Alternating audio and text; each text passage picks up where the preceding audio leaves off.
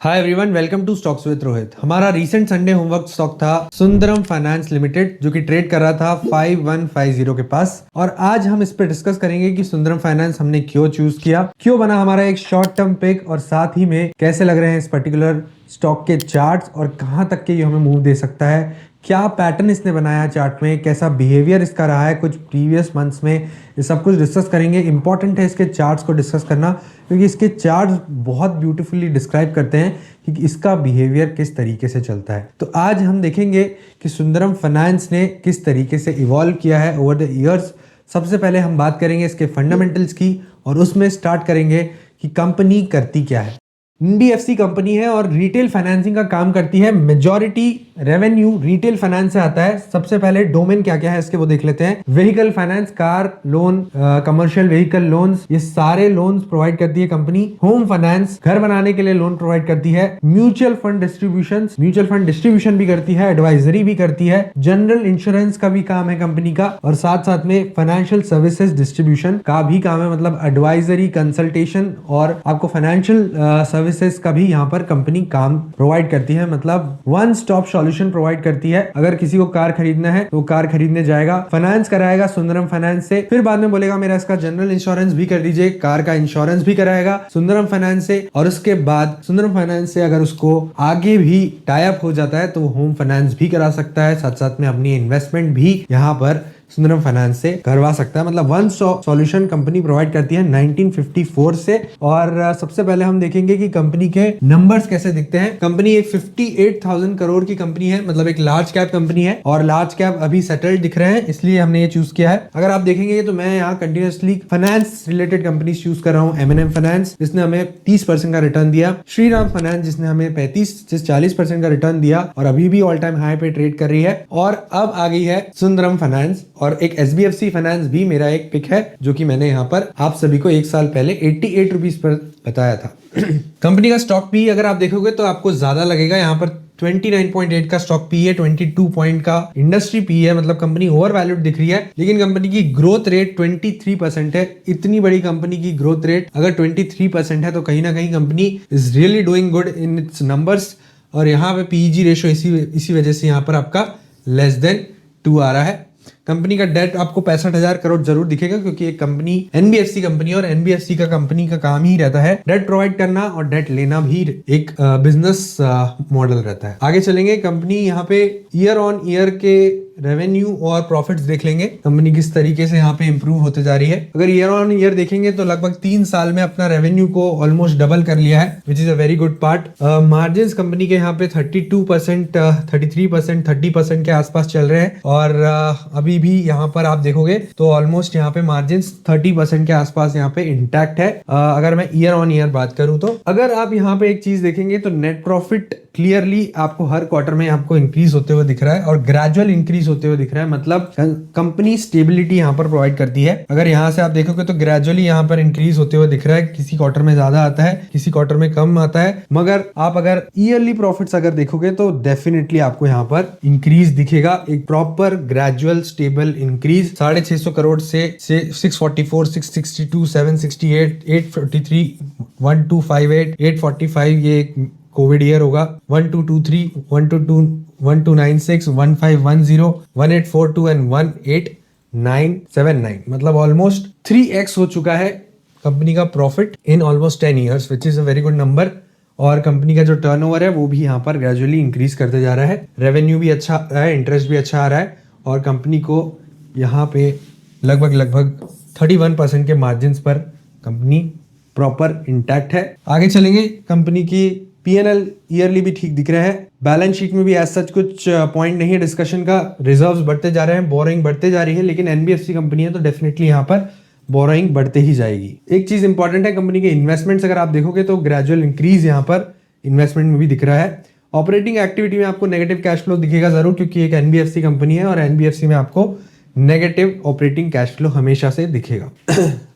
Holding pattern देख लेंगे एक बार। कंपनी के प्रमोटर्स ऑलमोस्ट 37% होल्ड करते हुए आ रहे हैं बहुत टाइम से, और ये पर्टिकुलर स्टेक नहीं बेच रहे हैं। 19% का होल्ड करते हैं FII, और 7% का होल्ड करते हैं DII। अगर आप देखेंगे तो यहाँ पे लगभग मार्च 24 से दोनों ही ने अपनी होल्डिंग को इंक्रीज किया है। FII ने अगर देखेंगे तो 8% से 13% कर लिया है और DII ने लगभग इसमें अपनी होल्डिंग थोड़ी सी कम करी है और पब्लिक की होल्डिंग 35% है। लेकिन इसमें फंडामेंटल्स को देखना उतना इंपॉर्टेंट नहीं है जितना इसके चार्ट्स को देखना है।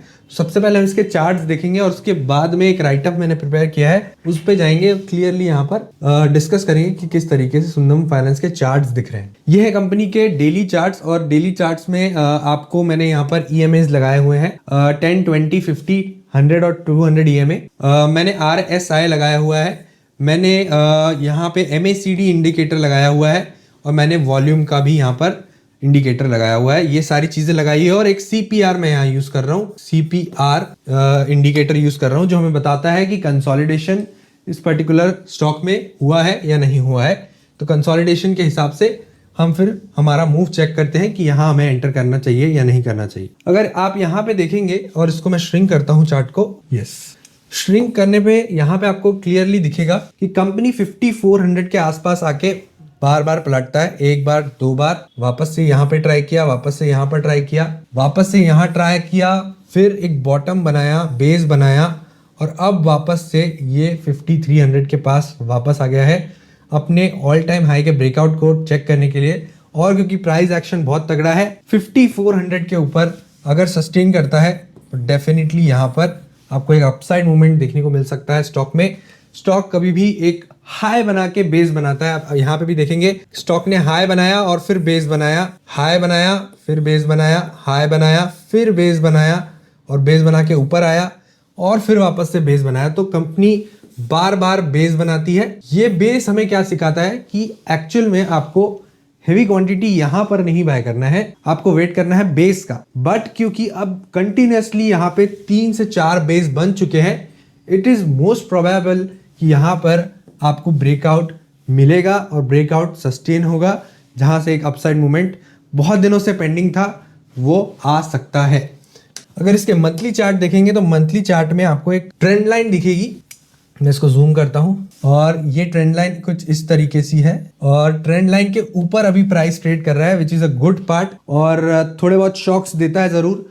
अगर शॉक्स आपको मिलते हैं 4900 के आसपास और डिप पर ऐड कर सकते हैं इसे, और मैं 4900 पर इसे और ऐड करने वाला हूं। अभी मैंने 5150 पर इसे बाय किया जब मैंने आपको बताया था, और अगर 4900 आता है तो मैं थोड़ा सा और ऐड करूंगा, और 4700 आता है तो मैं थोड़ा सा और ऐड करूंगा, और 4600 का मैं यहाँ पर स्टॉप लॉस रखूंगा, which is 12% of my cost. ये पर्टिकुलर ट्रेड स्ट्रैटेजी मैं यहाँ पे ले रहा हूँ। यहाँ से आपको दिख रहा है कि 3 से 4 अपसाइड मूवमेंट देके स्टॉक नीचे आया है, बॉटम बनाया है, बेस बनाया है, और बेस फॉर्मेशन से अब वापस से यहाँ पे हमें ब्रेकआउट मिल रहा है। तो इट्स वेरी गुड चार्ट। और यहाँ पे अगर मैं डेली चार्ट वापस लगाऊंगा तो डेली चार्ट में हमें यहाँ पर ये देखिए, यहाँ पर कंसोलिडेशन मिल चुका है, मतलब सीपीआर काफी क्लोज है। सीपीआर क्लोज था इसलिए एंट्री हमारी यहाँ पर लगभग बन गई थी 5150 के पास में, जहाँ से हमें अभी लगभग 150 से 170 रुपए का मूव मिल चुका है और बाकी का मूव पेंडिंग है। अब यहाँ पर आप बोलेंगे कि सीपीआर सर वाइड बन चुके हैं। सीपीआर वाइड बन गए हैं लेकिन हमें मंथली ब्रेकआउट मिल रहा है, इसलिए हम सीपीआर वाइडर सीपीआर को यहाँ पर इग्नोर करेंगे, क्योंकि इसके सीपीआर प्रीवियस मंथ्स के काफ़ी क्लोज थे। तो हम समझेंगे कि एक्चुअल में यहाँ पर मूवमेंट मिल सकता है और मंथली चार्ट के हिसाब से हमें एक मूव मिल सकता है 5800 तक के और 6100 तक के। ये थे कंपनी के चार्ट्स। डेफिनेटली यहाँ पर एक चीज और मिसिंग है, आरएसआई पे डिस्कशन मेरा मिस हो गया है। आरएसआई लगभग 71 चल रहा है, मतलब काफी ऊपर चल रहा है आरएसआई।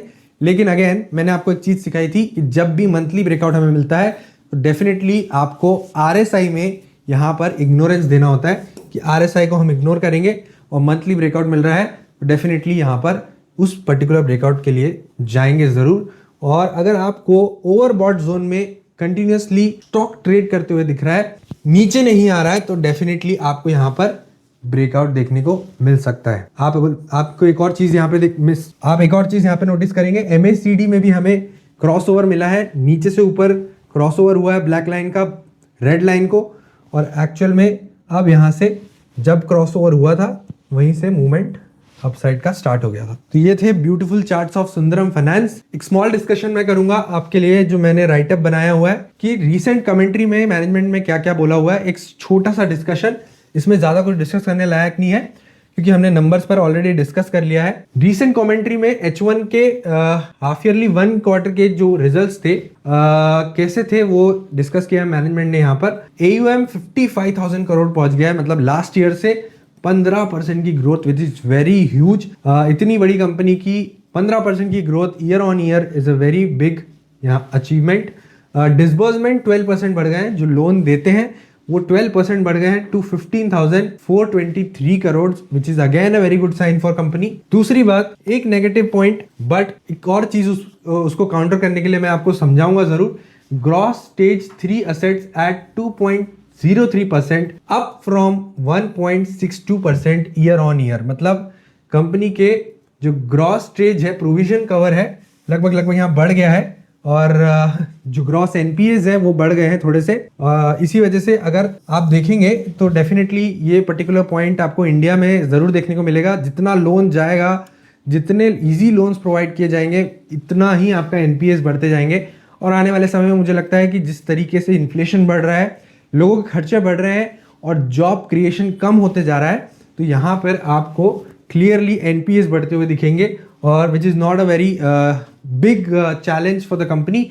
बट अगेन ये पर्टिकुलर प्रोविजन कंपनी लेके जरूर चलती है। करंट कलेक्शन 91% है, 9% का कलेक्शन में दिक्कत हो रही है, और asset quality pressure have remained elevated. यहाँ पर असेट का क्वालिटी का जो प्रेशर है वो एलिवेटेड रहा है, और ये हर एनबीएफसी यहाँ पर ये चैलेंज को नोटिस कर रही है इनके रीसेंट टाइम्स में।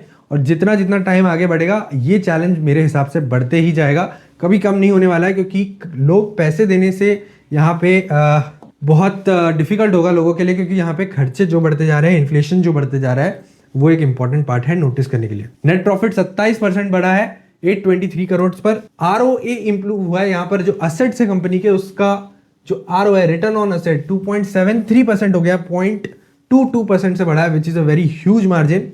ROE इंप्रूव हुआ है, और कॉस्ट टू इनकम जो है वो डाउन हुआ है, मतलब कॉस्ट भी कंपनी की यहाँ पर एफिशिएंट रही है, डाउन हुई है, और 29.6% पर आ चुकी है। Growth of AUM, meaningful improvements in yields, meticulous management of our cost of borrowing consistent with our AAA rating, tight control on operating cost and higher dividend income. छोटी छोटी चीजों से कंपनी एफिशिएंसी प्रोवाइड कर रही है, और सीधे सीधे यहाँ पर शेयर होल्डर्स को बेनिफिट होते जा रहा है। ये कुछ की मैट्रिक्स है सब्सिडरी से जो कंपनी की इनकम आ रही है उसके बारे में।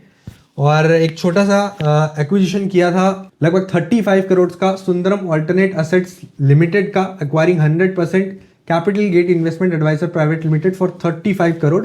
और इससे कंपनी को यहाँ पर रेवेन्यू आना चालू हो चुका है। Resilient growth and asset quality despite industry headwind, ये पर्टिकुलर कमेंट दिया है मैनेजमेंट ने। आगे देखेंगे कुछ की प्रोजेक्ट्स कंपनी के क्या क्या है। एज सच इतने कुछ मेजर अनाउंसमेंट्स नहीं है, बट अगेन डिस्कस करेंगे इस पर्टिकुलर पार्ट को, and then I will end this video. 35 crore का जो 100% स्टेक खरीदा मैंने आपको बताया, इन प्रिंसिपल अप्रूवल नवंबर 3 को मिल चुका है, कंप्लीशन को 1 मंथ हो गया है। Subsequent amalgamation CGI FY25 revenue 21 lakh का आएगा, पैट 9 लाख का आएगा, विच is not a very big number for this company, और इसीलिए मैंने कहा ये एक्विजिशन इतना बड़ा नहीं है। लेकिन सब्सिडरी एक्सपांशन जो हो रहा है वो मेजर है, कंपनी के जो ब्रांचेस बढ़ते जा रहे हैं वो मेजर है, और डिसबर्समेंट जो बढ़ते जा रहे हैं वो मेजर है। हाउसिंग फाइनेंस का जो डिसबर्समेंट है 30% से इंप्रूव हो गया है, और यहाँ पर मुझे लगता है कि जो रेट्स कट हुए हैं उससे हाउसिंग फाइनेंस में और आपको यहाँ पे इंप्रूवमेंट देखने को मिलेगा। AUM 13% से बढ़ा है, 171 ब्रांच इंप्रूव हुई है यहाँ पे, और एवरेज ओइंग 76,000 करोड़ का हो गया है, 19% का यहाँ पे इंप्रूवमेंट, और which is a very good part. और यही हाईलाइट है हमारा की प्रोजेक्ट एक्सपांशन में। ब्रांच और स्टाफ अगर आप देखोगे तो 728 ब्रांचेस हो चुकी है अभी तक के, सितंबर 25 तक के। 12% का ईयर ऑन ईयर ग्रोथ है ये, और 12% से अगर ब्रांचेस इंप्रूव होते गई तो कंपनी कहीं की कहीं पहुंच जाएगी। और पैन इंडिया में पहले साउथ का कंट्रीब्यूशन 52% रहा करता था, जो कि अब हो गया 49%। मतलब clearly the focus is on north और एंड वेस्ट, ये दो चीजें इंपॉर्टेंट है। और स्टाफ जो है वो कंपनी के 7,500 के आसपास यहाँ पर हो चुके हैं। और लास्ट पार्ट है ESOP and governance, which is not key point to discuss here clearly. यहाँ पर Sundar finance is looking very good for short term. Again market में यहाँ पर बहुत वॉलेटिलिटी चालू है। मार्केट बढ़ते हैं, फिर थोड़े दिन गिर जाते हैं, फिर थोड़ा सा बढ़ते हैं, फिर गिर जाते हैं। तो डेफिनेटली आपको यहाँ पर कम क्वांटिटी से ट्रेड करना चाहिए। फिर अगर गिरता है तो डेफिनेटली यहाँ पर ऐड ऑन करना चाहिए, जो मैंने आपको डिप लेवल्स बताए हैं। मैं इसी तरीके से ट्रेड करूँगा। आप कैसे ट्रेड करेंगे मुझे कमेंट सेक्शन में ज़रूर बताइएगा। और अगर ये वीडियो आपको पसंद आया हो तो लाइक और सब्सक्राइब कर दीजिए मेरे चैनल को और देखते रहिए स्टॉक्स विद रोहित।